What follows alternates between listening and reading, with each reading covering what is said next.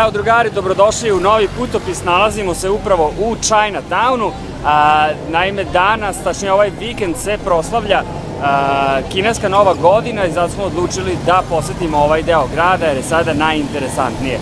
Nalazimo se na dosta prometnoj ulici koja se nalazi ispred Hua Lumpog, glavne železničke stanice u Bangkoku. Trenutno je u procesu renoviranja jer se gradi deo metroa koji će biti, da kažem, tu je zadnja stanica, ali se gradi nastavak. Tako da su veliki radovi i velika je gužva u saobraćaju. Mi ulazimo u sledeći deo grada gde zvanično počinje Chinatown. Tu se nalazim sa drugaricom iz Ukrajine s kojom sam se upoznao juče. Upoznali smo se preko interneta tako što imamo zajedničkog prijatelja Aleksandra u Subotici. Kad se nađem s njom idemo u obilazak par hramova i malo da obiđemo Chinatown.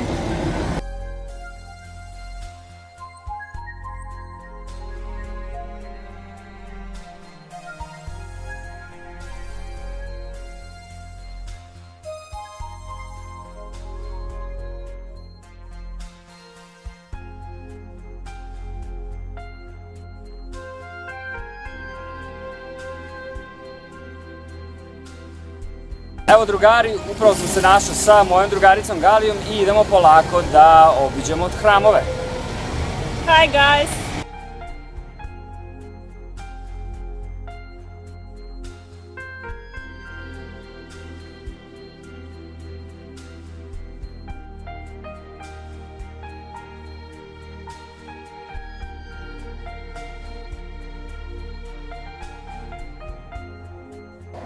Naime, karta za ulaz u hram Zlatnog Bude košta 40 bata, to je otprilike 1 evro. I dole ima galerija u podnožju zgrade koja je napravljena 2010. Znači ovaj hram je ujedno i gradski muzej i karta košta 100 bata. Tako da idemo, obiđemo jedno i drugo. I da znate, devojke moraju da prekriju ramena i da prekriju noge, tako da smo rentirali marame da bi ona mogla da uđe u hram.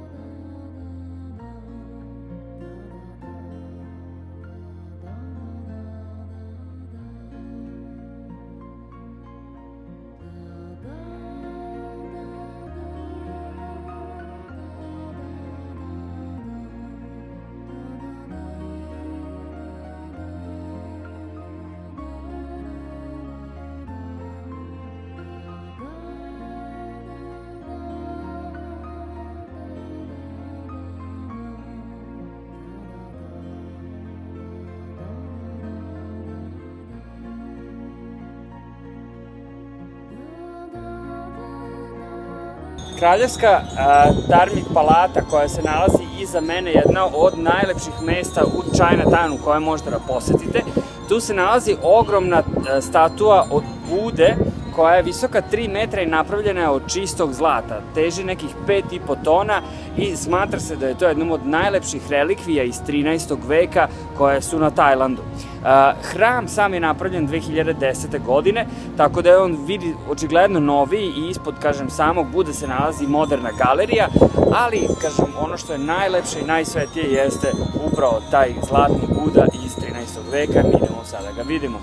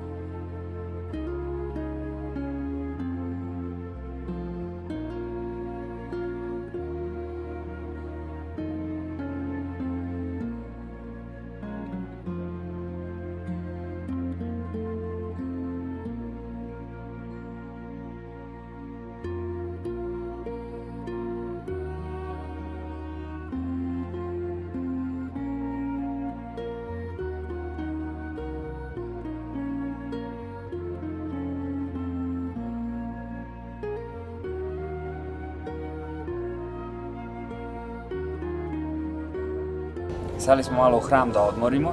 Naime, energija ovog mesta je prosto neverovatna. Jako puno ljudi dolazi i fotografiše i nekako, čini mi se, samo propuštaju ovaj moment sa Zlatnim Budom. Ja i drugarica smo seli da malo osjetimo samo mesto i mogu reći da gledajući tog Zlatnog Budu, baš razgovaramo o tome kako zlato ima posebnu energiju i kako neko posebno zrači. Sedimo tu i osjećamo se toliko smireni, toliko spokojni. Ne znamo da li zbog izlaska prethodne večeri pa smo malo umorni ili baš od samog zlata, ali energija je sjajna i stvarno ovo je nešto treba doći da vidimo i da posjetimo.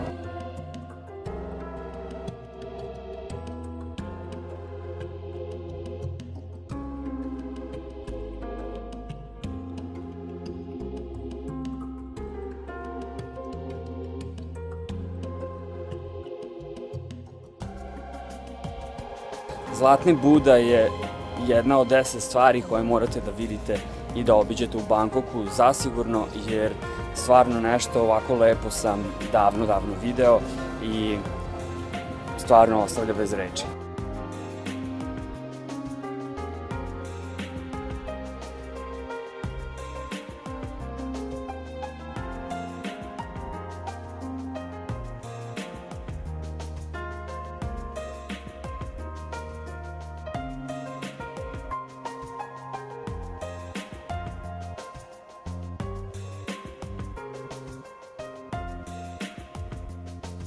Sad polako odlazimo u donji deo prostorije gde se nalazi galerija.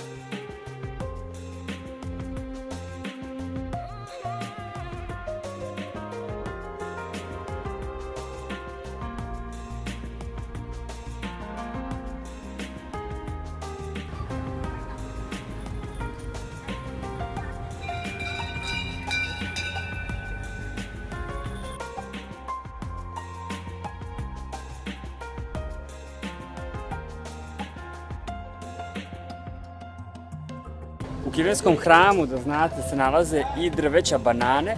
Kao što možete vidjeti, tu je plod, ali ono što je pokazao jeste ljubičasti cvet koji kada otvorite, unutra se nalaze malo cveće banane i onda polako to raste i proilazi u ovaj plod.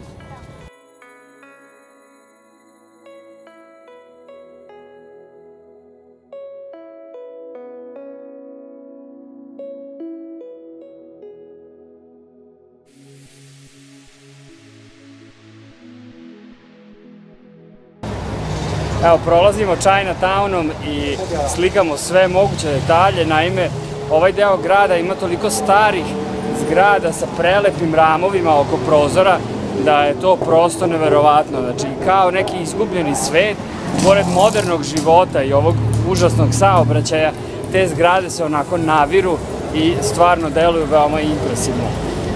Mi sad idemo do sledećeg hrama, nadamo se da se nije zatvorio, gde bi trebao da bude jedan veliki krokodil.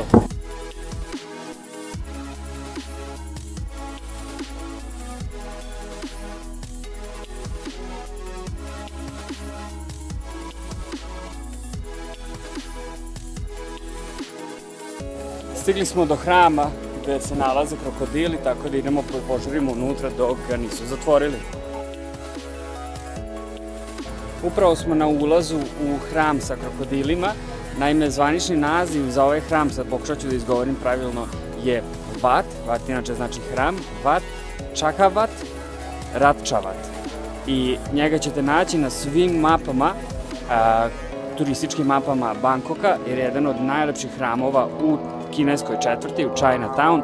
I toliko je lepo unutra da moram da vam kažem da da obavezno morate da dođete da vidite ovo.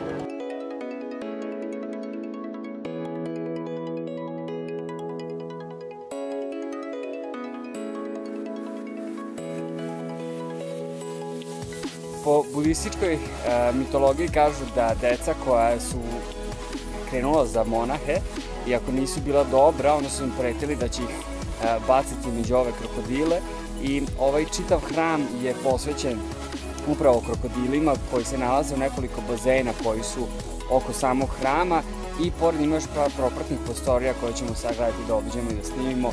Čitav hram deluje fantastično, nije mi toliko svet kao Zlatni Buda, ne osjećam baš tako neku jaku energiju kao tamo, ali ovo mi je impresivno interesantno, prvenstveno zbog krokodila i aligatora koji se nalaze tu.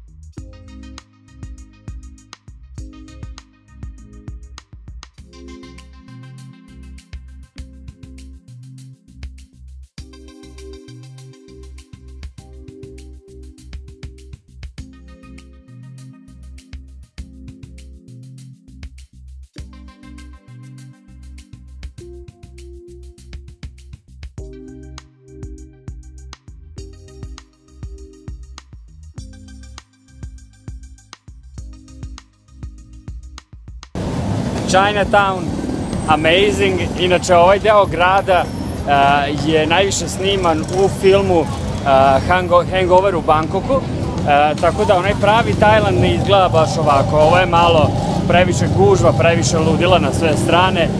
Dobra energija, dobra atmosfera, jako puno ljudi, puno se jede, puno hrane na ulici i puno, naravno, kineskih natpisa i kineskih radnji, ali da znate, ovo nije Bangkok, ovo je samo jedan deo Bangkoka koji je dosta stari deo grada. Danas u muzeju smo videli da je kineska tradicija na Tajlandu dosta dugačka, otprilike nekih 10 vekova, kako dobru, da kažemo, saradnju, odnosno dobru trgovinu ima Tajland sa Kinom. Tako da deo grada, kineske četvrti koji se nalazi do reke, je od, da kažemo, samog nastanka Bangkoka deo koji pripada samo Kinezima i tu je njihova kultura dosta zastupljena i osti se bukvalno na svakom koraku.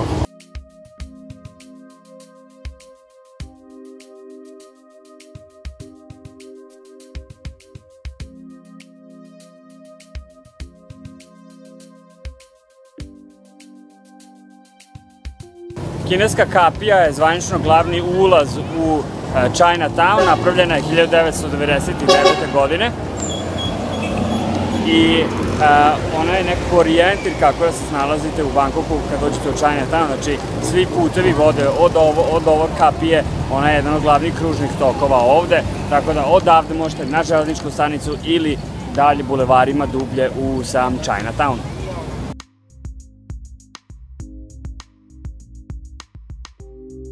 Evo, polako završavamo ovaj vlog, vraćamo se nazad ponovo na glavnu železničku stanicu Hua Lumpong.